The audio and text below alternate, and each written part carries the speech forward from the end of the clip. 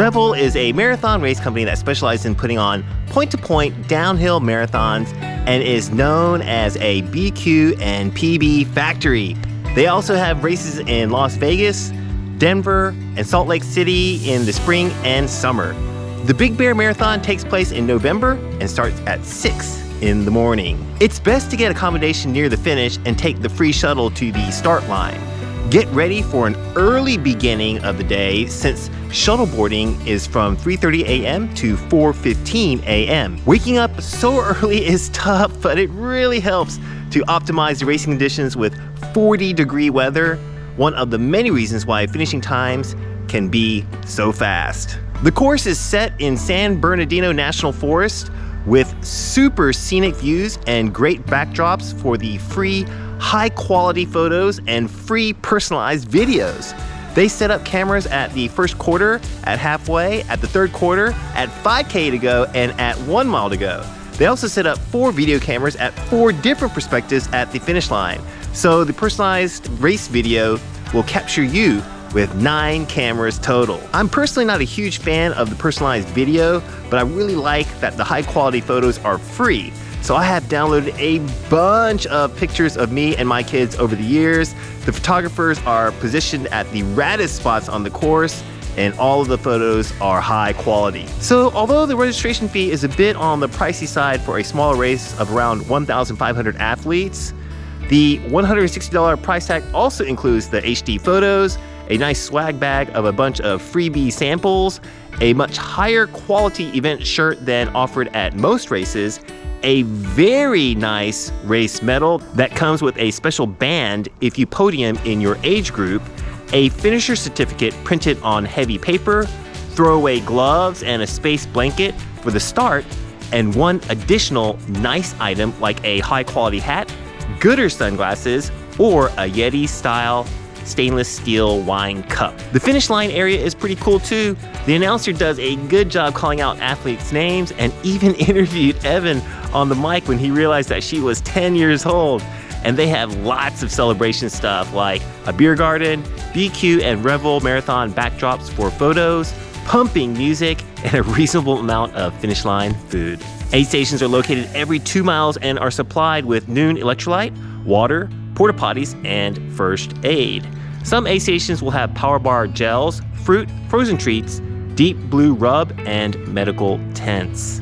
Since a lot of the first 2/3 of the course is coming down a curvy mountain road, running the tangents down the mountain are really important since there are so many curves. So if you're looking for a BQ time or a tough PB, then make sure to practice running tangents. Many of the athletes in the Revel races I've run did not follow the tangents. The race organizers make Revel marathons very BQ-centric and provide pacers for every age group BQ standard. But if qualifying for Boston is a priority, then make sure to run with the pacer who plans to finish 5 minutes faster than your own standard to have a buffer and ensure registration acceptance. My kids and I have run with the pacers on different occasions and found them to be pretty reliable. If you end up qualifying for the Boston Marathon, then the certificate printer at the finish line area will also present you with a BQ luggage tag. Kind of cool. Like I mentioned before, there are only 1,500 athletes and plenty of age divisions, so there's a good chance to get some extra bling if you are competitive. My kids like marathons, especially Revel events, because they almost always podium, and the medal sleeves are a nice little extra bling. So the finish time distribution gives a lot of good information. The mode is just over 150 athletes with a finishing time of 3 hours and 30 minutes. And there are just about 150 athletes finishing just north of 3 hours and 15 minutes and another 150 athletes just south of 3 hours and 45 minutes. So if you're looking to finish anywhere between 3:15 and 3:45, then you will have a pretty nice pack to run with for the entire race. And the distribution of athletes at the halfway mark is pretty similar. So most of the successful finishers in that range are even splitting the race.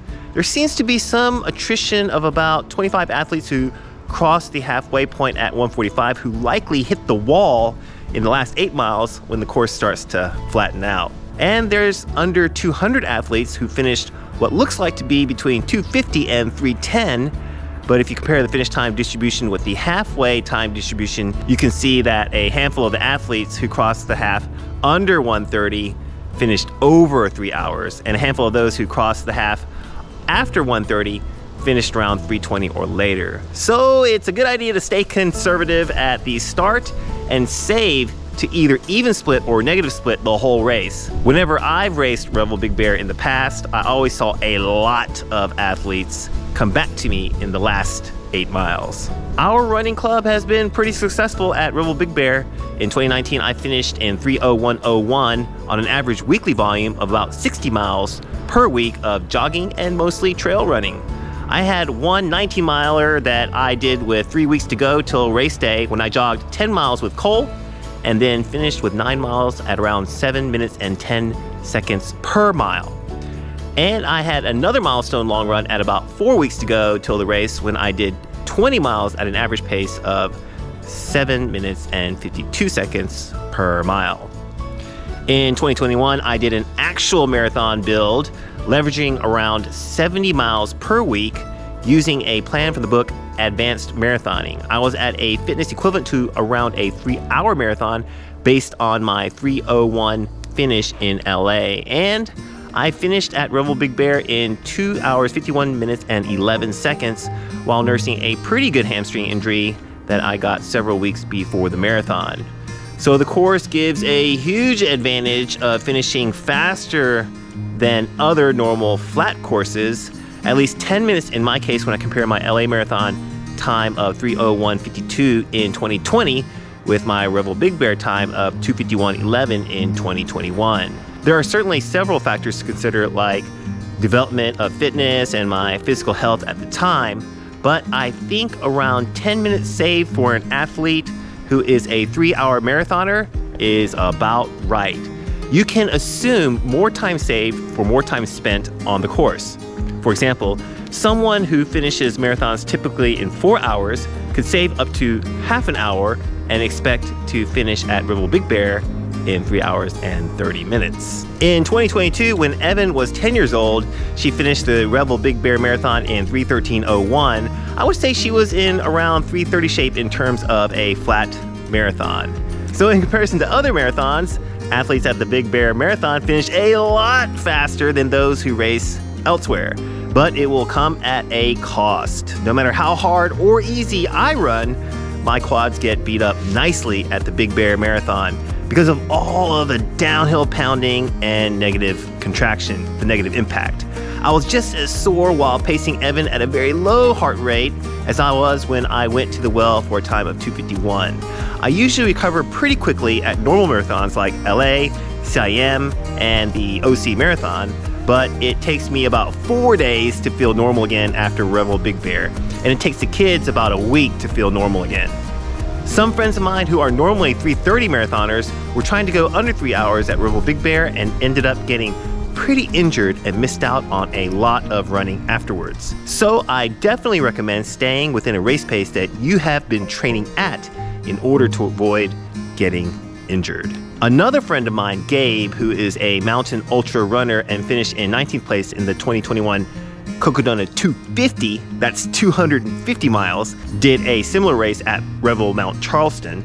He was pretty happy about the result and qualifying for Boston with minimal marathon training. But he also noted taking some quad damage after the race, even though he is a master of downhill running. Congrats, Gabe. Revel Big Bear is probably the fastest marathon course out of the 4 Revel Marathon race locations, since the decline continues all the way to the finish line, although the grade is much less towards the end, and since the start line is at the lowest starting elevation amongst all the other Revel races at an altitude of 6,600 feet. The colder weather and the thinner oxygen at Mount Charleston took a big toll on my body, and I was hobbling around for a week after running 258 there. So that's about it. Will the kids and I ever race at Revel Big Bear again? Probably not. Although it's a super fun event put on by a pretty unique and top-notch race company, it's not really worth it for us anymore to take a huge chunk of days out of our race calendar to recover from the harsh downhill running. We have a lot of goals, including Evan's OTQ for 2028 and running a sub-16 5K for everyone. So Big Bear doesn't really align with those goals. However, we have a lot of great memories from Revel Big Bear and would definitely recommend the event, especially when properly trained for and when raced within an athlete's ability. Thanks so much for making it all the way to the end of this super long and wordy race course review. I hope you have as much fun at Revel Big Bear that my family has had. Please like this video and subscribe to the channel to help keep content like this coming. I will answer any questions you have in the comments below about Revel Big Bear or any other Revel race. Have a super meaningful run this week. I will see you in the next one. All right, bye now.